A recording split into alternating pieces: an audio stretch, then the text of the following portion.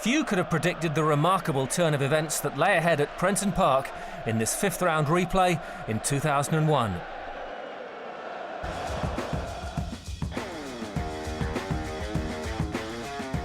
After a drab first encounter between top-flight Southampton and First Division Tranmere Rovers, the Saints, under the management of Glenn Hoddle, were favourites. But Tranmere were not to be taken lightly. Merseyside rivals Everton were dispatched 3-0 at Goodison Park in the previous round, and Tranmere had reached the League Cup final the previous season.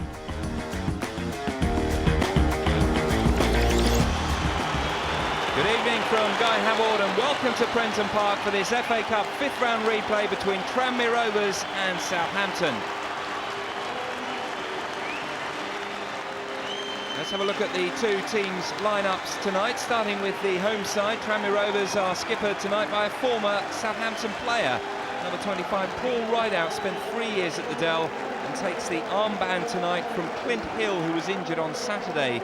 So number 5, Dave Challoner, replaces Hill in defence. This the only change for Tranmere at home tonight. They're likely to be even more advanced in their formation, and the front two will probably get more support now from that five-man midfield.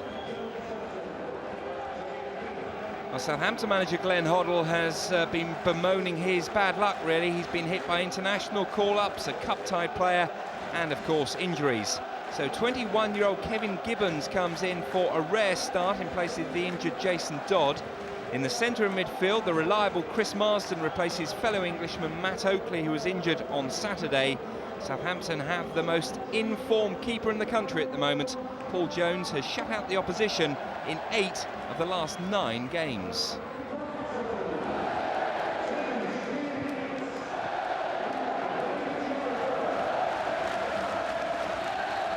Southampton get us underway, kicking from right to left. Can Tranmere Rovers do it again? That's the question everybody has been asking inside Prenton Park. They've already beaten 6 Premiership teams in just over a season and a half in cup competitions, and they've started vibrantly here, charging into tackles. They'll be even more revved up than they were on Saturday. This is Rideout. Turns 360 degrees and finds Parkinson on that far side. Well, the young defender was a little lucky there, Gibbons. It seemed to bounce off his back without him knowing too much about it. It's a real live wire, little Andy Parkinson. A few quicker on the pitch tonight.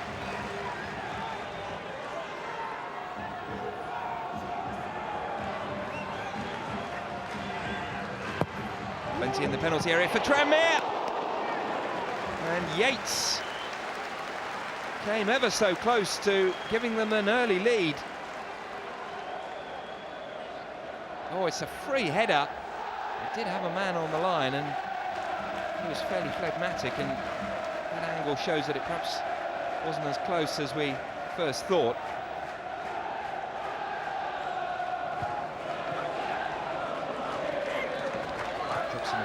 Two players who are on loan from other clubs. Des Hamilton is the other man, who's come from Newcastle United. And there he is, winning the ball for his current employers. Marian Pahars. Oh, good ball in. Not such a good header. Catch Lull just getting ahead of the defender. Instinctive play here by Pahars, and what a pass it was.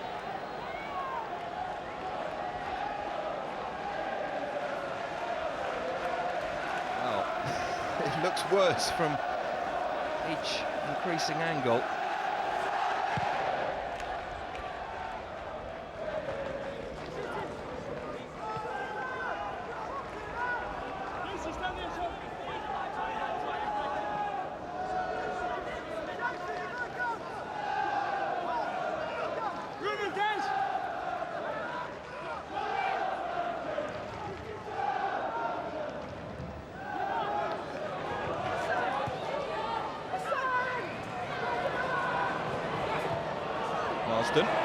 This is Hassan Kesloul again, going for goal!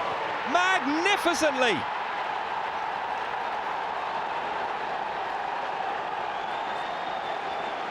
Southampton break the deadlock in this replay.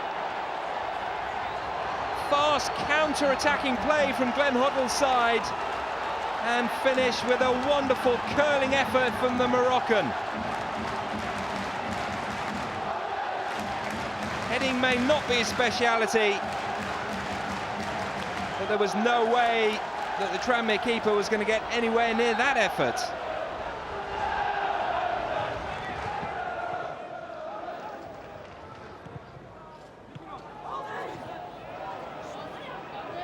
Pahars. BT. Sloul, who has played down the centre for most of the opening to this game, as opposed to the normal centre forward BT. Now this is Parkinson.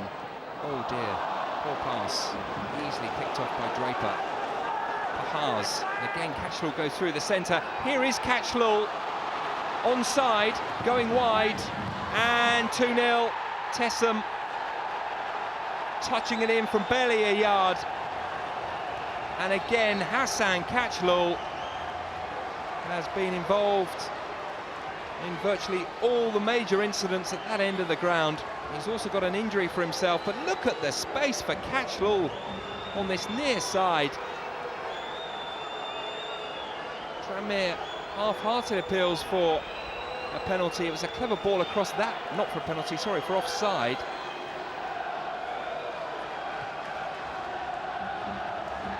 Also possible offside here with a forward pass to Tessem, but Steve Dunn, who disallowed 3 goals on Saturday for Southampton.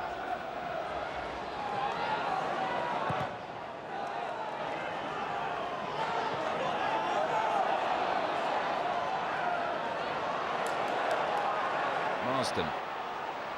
Real frustration on and off the pitch for those following and hoping for Tranmere Rovers to reach the quarter-finals for just the second time in their history.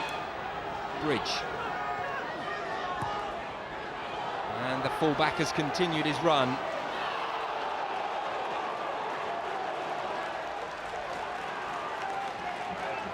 It's fair to say he doesn't agree with the referee's decision.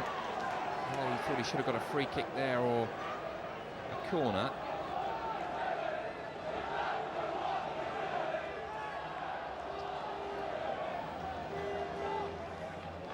Well, we thought we'd seen the last of Dave Challoner before, but he, like Catchloul, has soldiered on. There haven't been many throw-ins since the opening 10 minutes for him to take, and again there's another error by Achterberg. It could be 3-0, and with a bit more composure it would have been. Catchloul picks it up, and the keeper is back in position now, and Tranmere just are all over the place. Again, it's just pressure from BT. Error from the goalkeeper, error previously from the defender, and you might say an error from BT.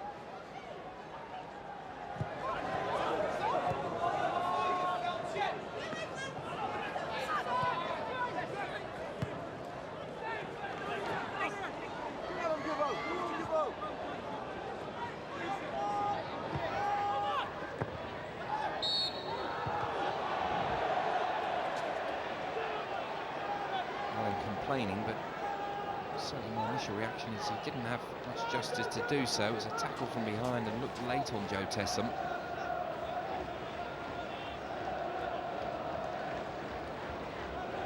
And they've got to dig in for the final few seconds of this first half.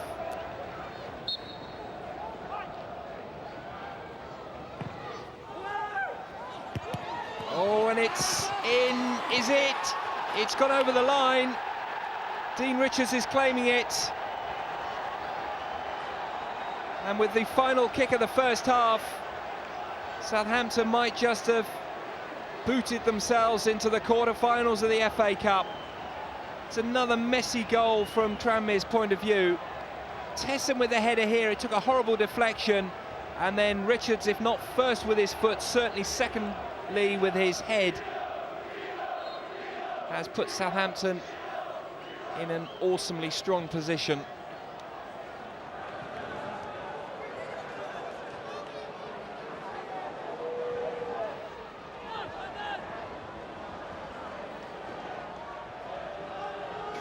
Rovers 0, Southampton 3. And nobody could have predicted this.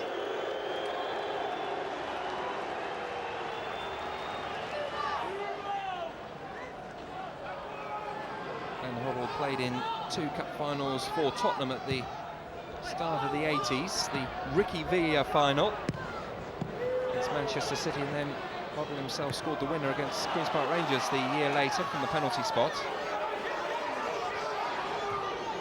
Kumas, good crossing opportunity, and it needed the intervention of Klaus Lundekvam at the near post.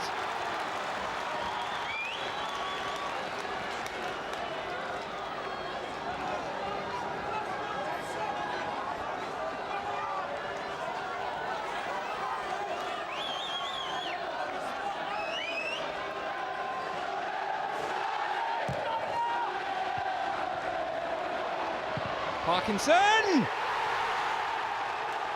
They've got one back.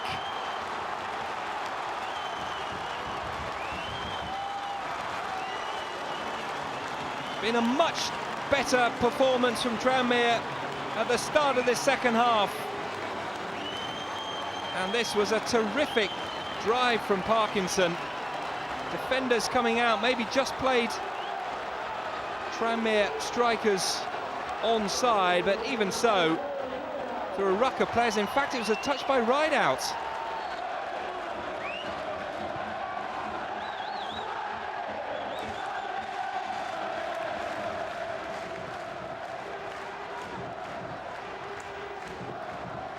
Southampton certainly not sitting back on their lead. They're looking for a 4th goal that would surely silence even this partisan support.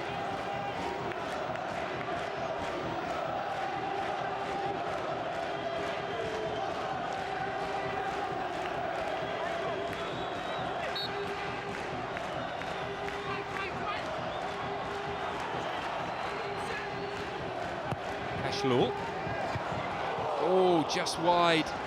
He's putting some terrific free kicks tonight, Catchlaw. Joe Tessam, the latest in a long line of Southampton players on the end of them. Getting his shirt pulled as well, and Jobson put his arm across his back, but he's still got a very strong header in.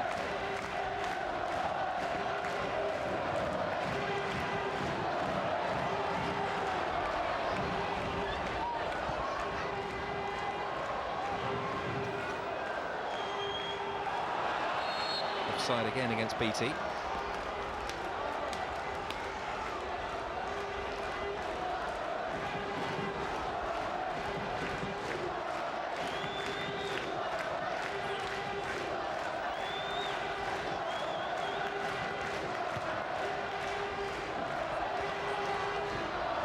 Barlow, and Yates, can he get the shot in? He can! Oh, it's not run for them, and they'll have to settle for a corner. Ferocious effort at the goalkeeper, and it could have really come away at any angle because Jones didn't know a lot about it, and it was so unfortunate for Tranmere that it didn't fall at the feet of Rideout. Kumas's corner, and in! 3-2! Paul Rideout has scored his second. And Tranmere 2/3 of the way towards a remarkable comeback. Dead and buried, we thought at half-time. They're now just 1 goal away from drawing level with Southampton. And it's the former Saint again. BT wins the header. It's a hurried clearance away by Tranmere, then a cool knockback. Parkinson gaining ground on the defender, Dean Richards. Oh, the goalkeeper's messed it up. A chance for 3-3. What a save! Oh, Barlow denied by Paul Jones. So close for Tranmere Rovers. But credit the goalkeeper for getting up so quickly. It's only a corner. Kumas. Jobson is penalised. Jones is furious. Look at Parkinson eat up the ground on Richards. And Jones wasn't happy with the back pass, but he's got across so quickly. He didn't want a back pass. Oh, it looked like a tap-in, didn't it, for Barlow? Will Tranmere Rovers regret that? Achterberg, who's been grateful of a much quieter second half in the Tranmere Rovers goal, clears.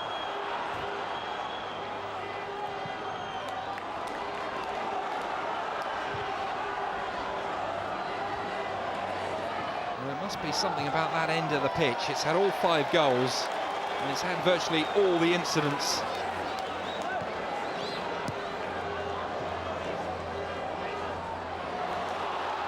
Flynn, options to his right. Parkinson, no, he didn't want it there, he wanted it ahead of him. Parkinson's cross again. It's Dean Richards who's, well, I don't say holding the team together, but he's certainly the key man at the heart of that Southampton defence, which has been put under unstinting pressure in this second half. That's a late challenge. It'll be a free kick to Tranmere Rovers. Marsden will be the first Southampton player to be booked.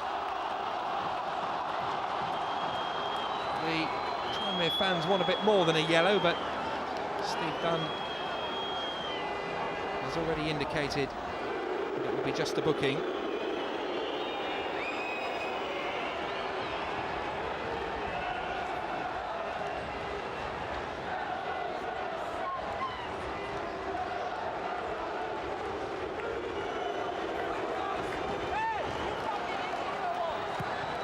Flynn takes it quickly. Parkinson in space. Good ball in! 3-3! He's got his hat-trick! Paul Rideout! What a fight back by Tranmere Rovers! Dead and buried at half-time, and this man, the former Everton player, has now revived and resuscitated hopes of playing Liverpool in the quarter-finals. Quickly taken free kick, and Parkinson, who's been so important in the second half, onto the head of Rideout. What an incredible evening it's been. Tranmere Rovers 3, Southampton 3, and still 10 minutes to go. And where is your money going now? All the momentum is with the Cup heroes of last season. And the Cup heroes of this season. Well, I wonder if he came up with any instances in his 19 years of professional football where a team were 3-0 down and went on to win a cup tie.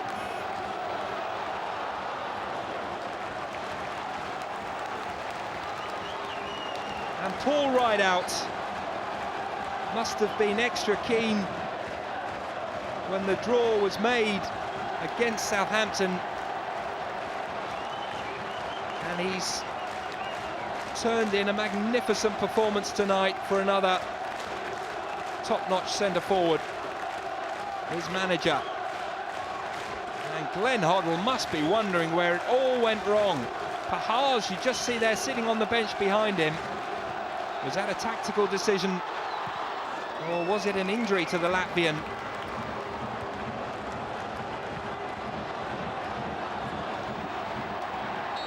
No, Gerard Houllier didn't go home at half-time.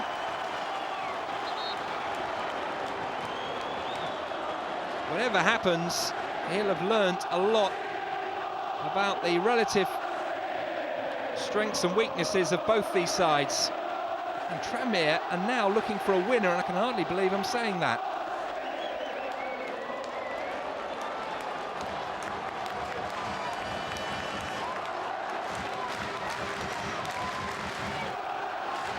This is the team who are bottom of the First Division. And they're putting pressure under the goalkeeper again. It's a horrible back pass, and Jones once more is not happy with his centre half. On this occasion it was Lundequan, previously it was Dean Richards. And that really symptomatic of the way Southampton have played in the second half and the incredible pressure that Tranmere Rovers have exerted. It's an all-seater stadium, but no one is sitting. Right out in the penalty area, away by Dean Richards. Right out wins the header. It's Parkinson! It's 4-3! Barlow! Oh my word, has there ever been a game like this?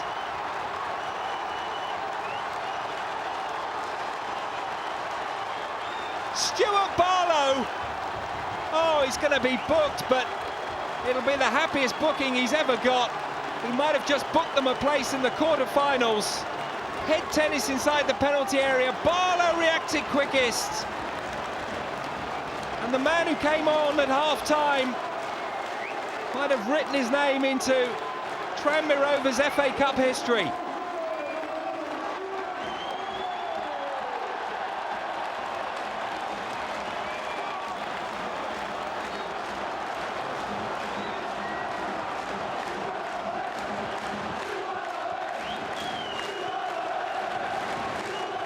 Eight minutes to go. And now Southampton are looking for an equaliser.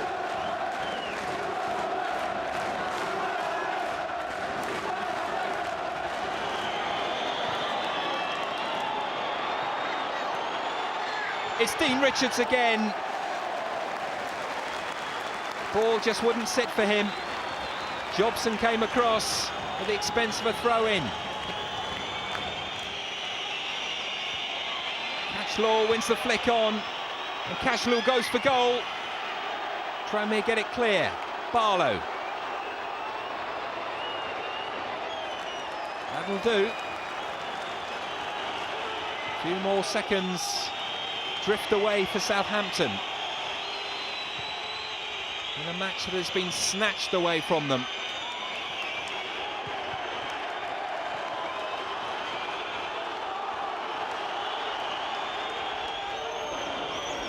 Jones has now got to get it high up the field. Good header by Jobson. Lundequan.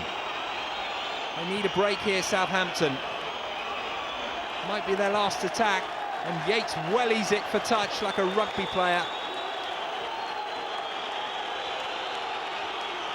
Paul Rideout enjoyed a memorable day at Wembley in '95. This has got to rank alongside it. They're almost there. They're there! Tranmere Rovers have completed one of the most remarkable comebacks in FA Cup history. And the team, bottom of the First Division, 3-0 down at half-time, have won. After such an astonishing comeback, Tranmere were handed a glamour tie at home to Liverpool. Their cup exploits came to an end, with the Reds running out 4-2 winners. But Rovers could be more than proud of their exploits.